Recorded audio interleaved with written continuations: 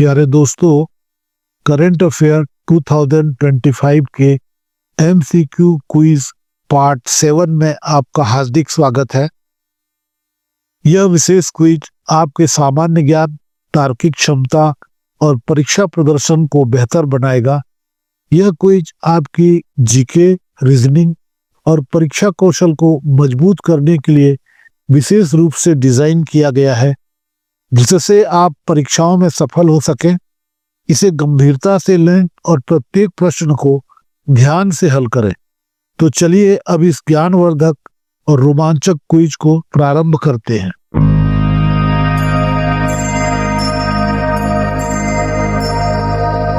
Asit quiz अकादमी में आपका हार्दिक स्वागत है। हर प्रश्न के लिए आपके पास 2 सेकंड होंगे। पहले जवाब सोचिए, फिर देखिए। कमेंट में अपना स्कोर जरूर लिखिएगा। आज का पहला प्रश्न आपके सामने है। क्वेश्चन नंबर 1, सतर्कता जागरूकता सप्ताह 2025 का विषय क्या था? क्वेश्चन नंबर 1, सतर्कता जागरूकता सप्ताह 2025 का विषय क्या था? What was the theme of vigilance awareness week 2025? आइए ऑप्शन देखते हैं। ऑप्शन ए, भ्रष्टाचार मुक्त भारत। ऑप्शन बी, सतर्कता हमारी साझा जिम्मेदारी। ऑप्शन सी, ईमानदारी एक जीवन शैली। एंड ऑप्शन डी, भ्रष्टाचार का विरोध करें। Now correct answer is option B, सतर्कता हमारी साझा जिम्मेदारी। सतर्कता जागरूकता सप्ताह 2025 का विषय सतर्कता हमारी साझा जिम्मेदारी था। यह अभियान 27 अक्टूबर से 2 नवंबर 2025 तक मनाया गया, जिसमें निबंध प्रतियोगिताएं, भाषण, डिजिटल जागरूकता अभियान और सत्यनिष्ठा प्रतिज्ञा शामिल थे, जिसका उद्देश्य भ्रष्टाचार मुक्त समाज के लिए पारदर्शिता, जवाबदेही और नैतिक आचरण को बढ़ावा देना था, जिसमें नागरिकों और संस्थानों की सक्रिय भागीदारी पर जोर दिया गया। Now next question, question number 2, राष्ट्रीय एकता दिवस किसकी जयंती के उपलक्ष्य में मनाया जाता है? राष्ट्रीय एकता दिवस किसकी जयंती के उपलक्ष्य में मनाया जाता है? National unity day is celebrated to commemorate the birth anniversary of whom? Now option देखते हैं। Option A, Mahatma Gandhi. Option B, Sardar Vallabhbhai Patel. Option C, Bhagat Singh. And option D, Subhash Chandra Bose. Now correct answer is option B, Sardar Vallabhbhai Patel. राष्ट्रीय एकता दिवस सरदार Vallabhbhai Patel की जयंती के उपलक्ष्य में 31 अक्टूबर को प्रतिवर्ष मनाया जाता है। इस दिन को 2014 से भारत सरकार ने राष्ट्रीय एकता दिवस के रूप में मनाने की घोषणा की थी, ताकि उनके भारत के एकीकरण और अखंडता में योगदान को स्मरण किया जा सके। Now next question, question number 3, निंगोल Chakouba उत्सव किस भारतीय राज्य में मनाया जाता है? क्वेश्चन नंबर 3, निंगोल चाकोबा उत्सव किस भारतीय राज्य में मनाया जाता है? In which Indian state is the Ningol Chakouba festival celebrated? आइए ऑप्शन देखते हैं। Option A, Assam. Option B, Manipur. Option C, Nagaland. And option D, Mizoram. Now correct answer is option B Manipur. Ningol Chakouba उत्सव मुख्य रूप से भारत के पूर्वोत्तर राज्य मणिपुर में मैतेई समुदाय के द्वारा मनाया जाता है, जो विवाहित बेटियों और उनके भाइयों के बीच प्रेम और पारिवारिक संबंधों को मजबूत करने वाला एक महत्वपूर्ण त्योहार है, जिसमें बहन को भाई के घर भव्य भोज के लिए आमंत्रित किया जाता है। निंगोल चकोबा पारिवारिक संबंधों को सुदृढ़ करने में एक महत्वपूर्ण भूमिका निभाता है, क्योंकि यह भाई बहन के रिश्ते को सम्मान और प्रेम के साथ मनाने का अवसर प्रदान करता है। Now next question, question number 4।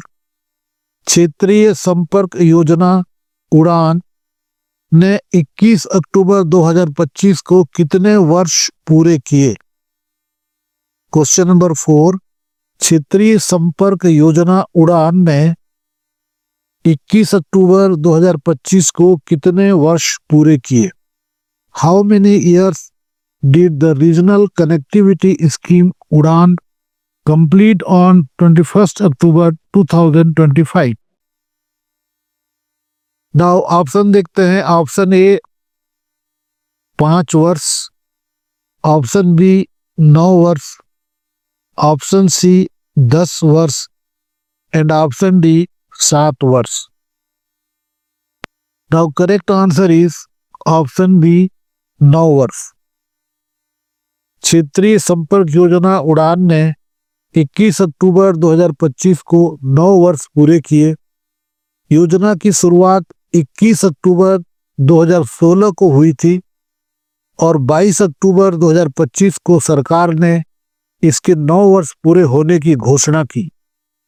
इस अवधि में योजना ने 93 छोटे हवाई अड्डों को जोड़ा और 649 मार्गों को सक्रिय किया।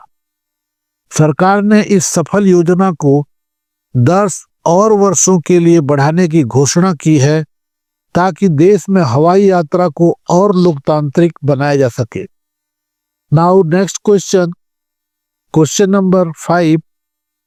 फीडे शतरंज विश्व कप 2025 कहां आयोजित किया गया? Question number 5। फीडे शतरंज विश्व कप 2025 कहां आयोजित किया गया? Where was the FIDE Chess World Cup 2025 held? आइए ऑप्शन देखते हैं। Option A Mumbai, option B Goa, option C Chennai and option D Kolkata. Now correct answer is option B Goa. FIDE शतरंज विश्व कप 2025 भारत में आयोजित एक महत्वपूर्ण शतरंज प्रतियोगिता थी। यह टूर्नामेंट 31 अक्टूबर से 27 नवंबर 2025 तक चला। यह प्रतिष्ठित प्रतियोगिता गोवा राज्य के तालेई गांव स्थित doctor Shyama Prasad Mukherjee indoor stadium में आयोजित की गई थी, जिसमें 82 देशों के 206 खिलाड़ियों ने हिस्सा लिया और भारत 23 साल बाद इस प्रतिष्ठित टूर्नामेंट की मेजबानी किया। Now next question, question number 6। वर्ष 2025 में 125वीं भारतीय फुटबॉल संघ शील्ड किसने जीती? Now question number 6। वर्ष 2025 में 125वीं भारतीय फुटबॉल संघ शील्ड किसने जीती? Who won the 125th Indian Football Association Shield in 2025? आइए ऑप्शन देखते हैं। Option A East Bengal, option B Mohun Bagan Super Giant, option C Bengaluru FC, and option D, Kerala Blasters. Now correct answer is option B, Mohan Bagan super joint. वर्ष 2025 में Mohan Bagan super joint ने 125वीं Indian football association shield जीती और उन्होंने final में अपने चिर प्रतिद्वंदी ईस्ट बंगाल को पेनल्टी शूटआउट में हराया। इस जीत के साथ ही मोहन बगान सुपर जॉयंट ने 21 साल के लंबे अंतराल के बाद इस प्रतिष्ठित खिताब पर अपना कब्जा जमाया। हमारा लक्ष्य है कि आपको सरल भाषा में प्रामाणिक, त्रुटि रहित और परीक्षा में संभावित प्रश्नोत्तर एक ही स्थान पर मिले, जिससे आप कम समय में ज्यादा अभ्यास कर सके। हम सामग्री को आसानी से समझने और याद रखने योग्य बनाने पर ध्यान केंद्रित करते हैं। जीके और क्विज के साथ तैयारी को बेहतर बनाने के लिए असित क्विज एकेडमी आपके लिए प्रस्तुत है। हम महत्वपूर्ण प्रश्न लाते रहेंगे। सर्वोत्तम अध्ययन सामग्री के लिए असित क्विज एकेडमी को सब्सक्राइब करें और बेल आइकन में ऑल सेट करें ताकि नए क्विज सबसे पहले आपको मिले। आइए अगले महत्वपूर्ण सवाल की ओर चलते हैं। Now next question number 7। Google America के बाहर अपना सबसे बड़ा एआई और डेटा हब किस शहर में बनाएगा? Question number 7। गूगल अमेरिका के बाहर अपना सबसे बड़ा एआई और डेटा हब किस शहर में बनाएगा? In which city will Google build its largest AI data hub outside the US? Now option देखते हैं। Option A Hyderabad, option B Visakhapatnam, option C Bengaluru and option D Pune. Now correct answer is option B Visakhapatnam. Google America के बाहर अपना सबसे बड़ा AI और data hub Bharat के आंध्र प्रदेश के विशाखापट्टनम में स्थापित करेगा।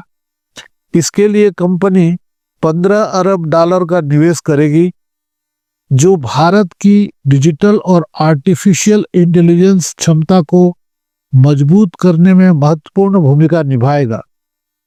यह इनिशिएटिव गूगल के वैश्विक एआई एक्सपेंशन का हिस्सा है और विशाखापट्टनम को भारत के डिजिटल ग्रोथ हब के रूप में उभरने में मदद करेगा। Now next question number 8। चिकित्सा क्षेत्र में 2025 का नोबेल पुरस्कार किसे प्रदान किया गया? Question number 8। चिकित्सा क्षेत्र में 2025 का नोबेल पुरस्कार किसे प्रदान किया गया? Who was awarded the Nobel Prize in Medicine in 2025? आइए ऑप्शन देखते हैं। Option A John Clarke, option B Mary Brunkow, Fred Ramsdell और Simone Sakaguchi, option C Philippe Aghion and option D Maria Machado. Now correct answer is option B Mary Brunkow, Fred Ramsdell और Simone Sakaguchi. चिकित्सा क्षेत्र में 2025 का Nobel पुरस्कार Mary E Brunkow, Fred Ramsdell दोनों America से हैं और सिमोन साकागुची जो कि जापान से हैं को संयुक्त रूप से पेरिफेरल इम्यून टॉलरेंस और प्रतिरक्षा प्रणाली को नियंत्रित करने वाली नियामक टी कोशिकाओं की खोज के लिए प्रदान किया गया। इन खोजों से यह समझने में मदद मिली कि प्रतिरक्षा प्रणाली शरीर के अपने ऊतकों पर हमला क्यों नहीं करती, जिससे ऑटो इम्यून रोगों जैसे गठिया, टाइप 1 मधुमेह और कैंसर के इलाज के लिए नए इम्यूनोथेरेपी विकसित करने का मार्ग प्रशस्त हुआ है। Now next question number 9। अक्टूबर 2025 में भारतीय एक दिवसीय ओडीआई टीम का नया कप्तान किसे नियुक्त किया गया? अक्टूबर 2025 में भारतीय एक दिवसीय ओडीआई टीम का नया कप्तान किसे नियुक्त किया गया? Who was appointed as the new captain of Indian one-day international ODI team in October 2025? आइए ऑप्शन देखते हैं। Option A Rishabh Pant, option B Shubman Gill, option C Hardik Pandya and option D KL Rahul. Now correct answer is option B Shubman Gill. अक्टूबर 2025 में शुभमन गिल को भारतीय एक दिवसीय team का नया कप्तान बनाया गया है। रोहित शर्मा के कप्तानी छोड़ने के बाद टीम प्रबंधन युवा चेहरे को नेतृत्व देना चाहता था, इसलिए यह फैसला लिया गया। गिल अब वनडे टीम की कप्तानी करेंगे। वे पहले से ही टेस्ट टीम के कप्तान हैं। ऐसे में टीम के लिए उनकी रणनीति और बल्लेबाजी पर सबकी निगाहें होंगी। वे भारत के 28वें वनडे कप्तान हैं। Now next question number 10। न्यूनतम समर्थन मूल्य एमएसपी में वृद्धि के बाद गेहूं का नया भाव क्या है? न्यूनतम समर्थन मूल्य एमएसपी में वृद्धि के बाद गेहूं का नया भाव क्या है? What is the new price of wheat after the increase in minimum support price MSP? आइए ऑप्शन देखते हैं। ऑप्शन ए 2,425 रुपए, ऑप्शन बी 2,585 रुपए प्रति क्विंटल, ऑप्शन सी 2,300 रुपए एंड ऑप्शन डी 2,600 रुपए। Now correct answer is option B 2,585 rupees प्रति quintal, यानी 2,585 रुपए प्रति क्विंटल। भारत सरकार ने विपणन वर्ष 2026-27 के लिए गेहूं का न्यूनतम समर्थन मूल्य 160 रुपए बढ़ाकर 2,585 रुपए माने 2,585 रुपए प्रति क्विंटल कर दिया है, जो पिछले साल 2,425 रुपए था, और यह किसानों को उनकी उपज का लाभकारी मूल्य सुनिश्चित करने और गेहूं की खेती को प्रोत्साहित करने के लिए किया गया है। दोस्तों, उम्मीद है आज का क्विज आपके लिए मददगार रहा होगा। अगर इससे आपको कुछ भी नया सीखने को मिला तो कृपया वीडियो को लाइक करें, दोस्तों के साथ शेयर करें और चैनल असित क्विज अकादमी को सब्सक्राइब करना ना भूलें। आपका सहयोग हमारे लिए प्रेरणा है, जिससे हम आपके लिए बेहतर क्विज, जीके और परीक्षा तैयारी वीडियो लाते रहेंगे।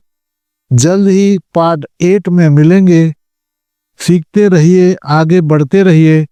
शुक्रिया दोस्तों, जय हिंद।